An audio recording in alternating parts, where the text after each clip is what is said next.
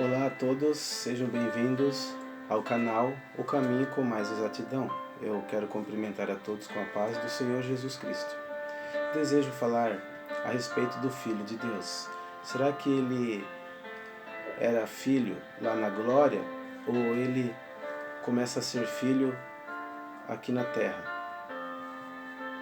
Então, desejo ler convosco Gênesis capítulo 1, que diz que no princípio Deus criou os céus e a terra. Era a terra sem forma e vazia. Trevas cobriam a face do abismo, e o Espírito de Deus se movia sobre a face das águas. Disse Deus: haja luz. E houve luz. Deus viu que a luz era boa e separou a luz das trevas. Deus chamou a luz dia e as trevas chamou noite. Passaram-se a tarde e a manhã. Esse foi o primeiro dia.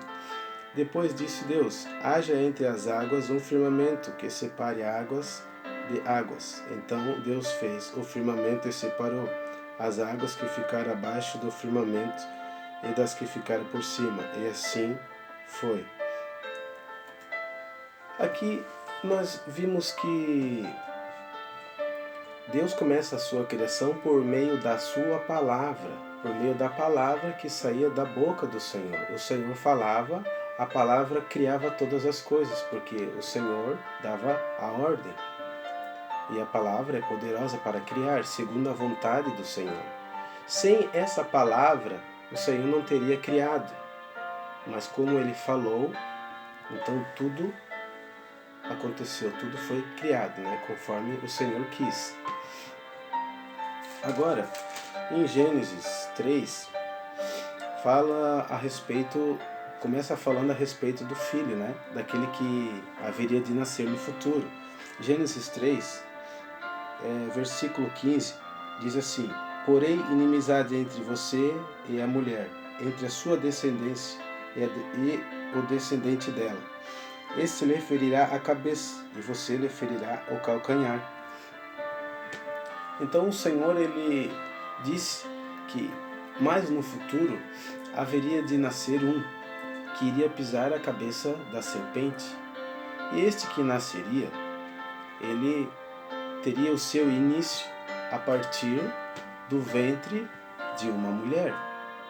Mas até então, ele não tinha usado nenhum dos profetas para profetizar a respeito da vinda desse filho, da vinda do Messias.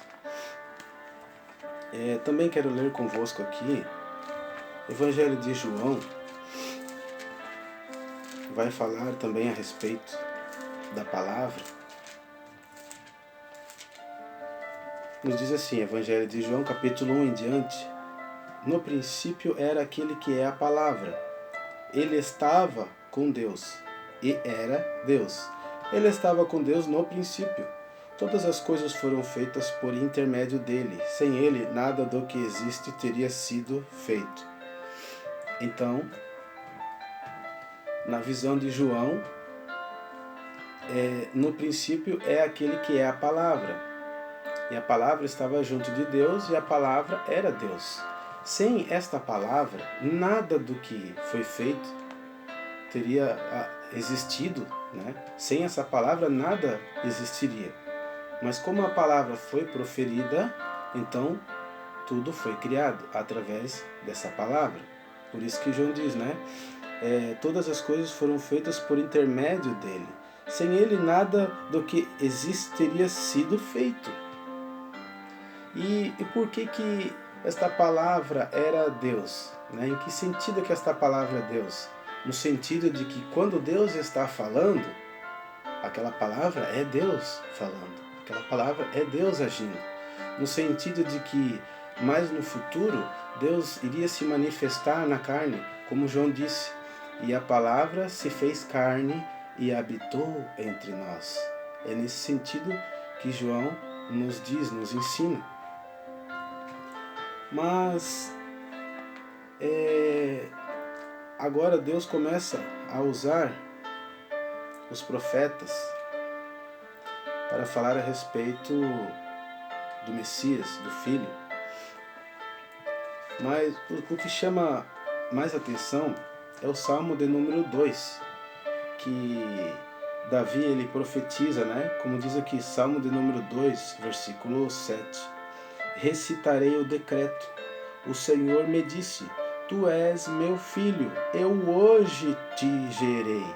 Agora o Senhor Deus usa, né, o rei Davi em profecia, através do seu Espírito Santo, para Davi profetizar a respeito do Filho de Deus. E o principal, né, o momento que ele seria gerado, né, como diz aqui, Tu és o meu filho, eu hoje te gerei.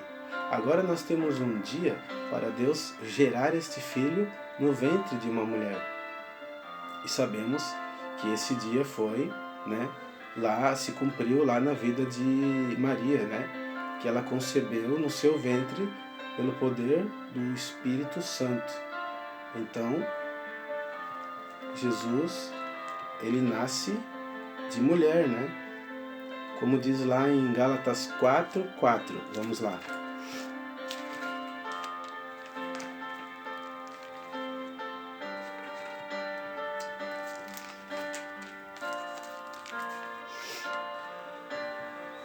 Gálatas 4:4 nos diz assim: Mas vindo a plenitude dos tempos, Deus enviou seu Filho, nascido de mulher, nascido sobre a lei, para remir os que estavam debaixo da lei, a fim de recebermos a adoção de filhos.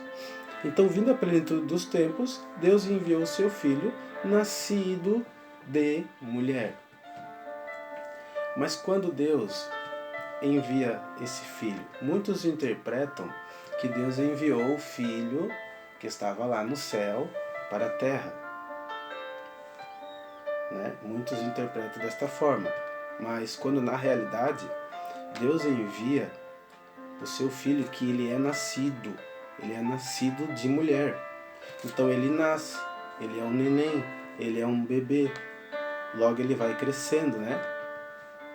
Se torna adolescente, jovem e assim por diante.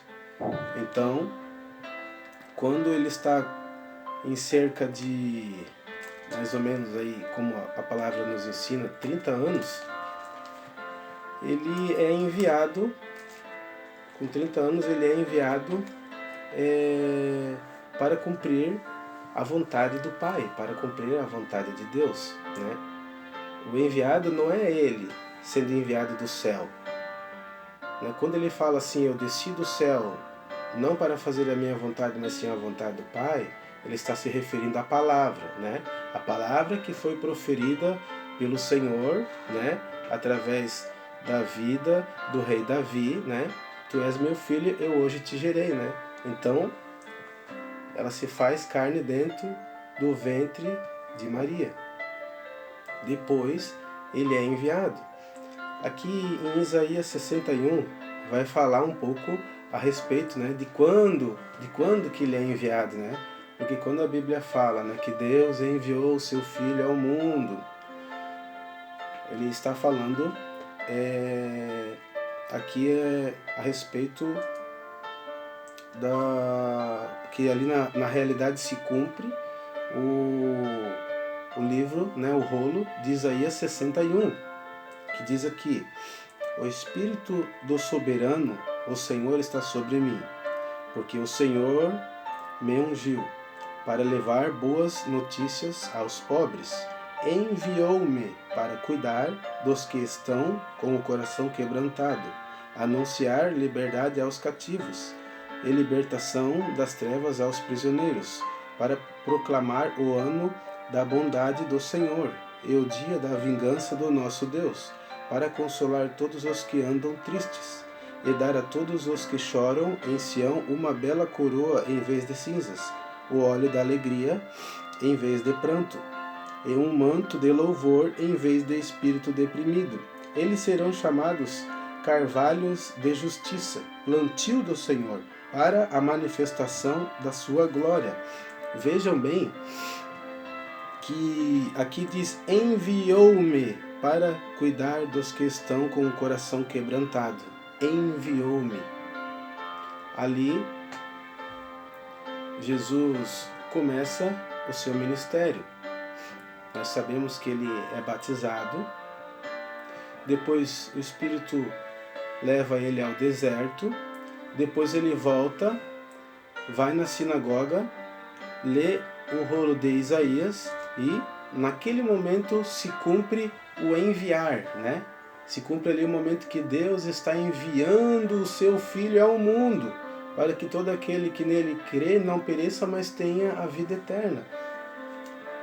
É nesse momento, né, que pelas Escrituras nós devemos entender que o enviar não é que ele como filho estava lá na glória e foi enviado por Deus de lá como filho, não. Ele foi enviado como filho, mas antes ele teria que nascer de mulher para ser chamado filho. Então, ele teria um tempo. Ele cresceu, ele se desenvolveu, tornou-se adulto, né? Foi preparado todo esse tempo, cheio da presença e do Senhor, e logo ele foi enviado, né? Nisso começa-se o seu ministério. Lá em Hebreus, ele vai nos dizer que há muito tempo Deus falou muitas vezes, de várias maneiras, aos nossos antepassados, por meio dos profetas, mas nestes últimos dias falou-nos por meio do Filho, a quem constitui o herdeiro de todas as coisas e por meio de quem fez o universo. Então, no passado Deus falava através do seu Espírito, na vida dos profetas. Agora, nesses últimos dias, o Senhor Deus, o Pai, está falando através do Filho. Ele está falando através do Filho. Por isso que nós vamos ver, desde o começo do ministério de Jesus, até lá em Apocalipse, né, como nós todos já lemos, que lá em Apocalipse tem parte que Jesus está falando como filho ainda. Ele está falando como filho, porque ele tem que falar como filho até se cumprir a profecia que diz respeito a ele, né? Como lá em 1 Coríntios 15. Vamos lá, 1 Coríntios 15, 22 até o 28. Diz assim: porque assim como todos morrem em Adão, assim também todos serão vivificados em Cristo. Mas cada um por sua ordem, Cristo as primícias, depois os que são de Cristo na sua vinda. Depois virá o fim, quando tiver entregado o reino a Deus, ao Pai, e quando houver aniquilado todo o império e toda a potestade e força, porque convém que reine até que haja posto a todos os inimigos debaixo de seus pés. Ora, o último inimigo que há de ser aniquilado é a morte. Então, ele vai agir como filho até o último inimigo ser aniquilado, que é a morte. E aqui diz: porque todas as coisas sujeitou debaixo de seus pés. Mas quando diz que todas as coisas lhe são sujeitas, claro que esta que se excetua aquele que lhe sujeitou todas as coisas. E quando todas as coisas lhe estiverem sujeitas, então também o mesmo Filho se sujeitará àquele que todas as coisas lhe sujeitou, para que Deus seja tudo em todos. Então, meus irmãos, há um tempo que vai chegar, que vai se cumprir esta profecia. Então, ele já não vai mais falar como filho. Depois do cumprimento dessa profecia, ele vai falar como Deus, como o Pai. Porque a parte filho é o plano do Senhor, é o plano de salvação, que ela vai até uma parte. Depois que tudo acontecer, ele vai se sujeitar. Ele já não vai mais falar como filho, já não vai mais agir como filho, mas vai falar e vai agir como Deus, o Todo-Poderoso, o Pai, né? aquele que é o primeiro, o último, o Alfa e o Ômega, o Deus, o Todo-Poderoso. E dessa forma a igreja vai reinar para sempre com Cristo. Então, meus irmãos, é isto no dia de hoje. Eu creio que se vocês acompanharam o raciocínio, deu para entender muito bem a respeito do Filho de Deus. Nós vimos que no céu era a palavra do Senhor, apenas a palavra. Deus falava e eram criadas todas as coisas, né? Aí Deus faz o mundo, envia os seus profetas falando a respeito da vinda do Filho, e por meio da sua palavra Ele criou este Filho no ventre de Maria. E depois, com cerca de 30 anos de idade, Ele começa o seu ministério. Então ali Deus envia um homem com cerca de 30 anos para anunciar as boas novas. Nós sabemos que depois Jesus é crucificado, é morto e ressuscita no terceiro dia, porque a morte não poderia deter ele. A morte não, mesmo que tentasse deter o Senhor lá, ela não conseguiria, porque o Senhor não tinha pecado nenhum, porque era o plano de Deus. Então ele ressuscita e tem um corpo glorificado. Agora está sentado no trono de Deus, né? Como Deus, o Todo-Poderoso. Mas ainda ele está agindo como filho, até se cumprir toda a profecia. Então, irmãos, tem uma diferença entre a parte humana de Deus e a sua divindade. Eu agradeço a todos. Ficam todos com a paz do Senhor Jesus Cristo.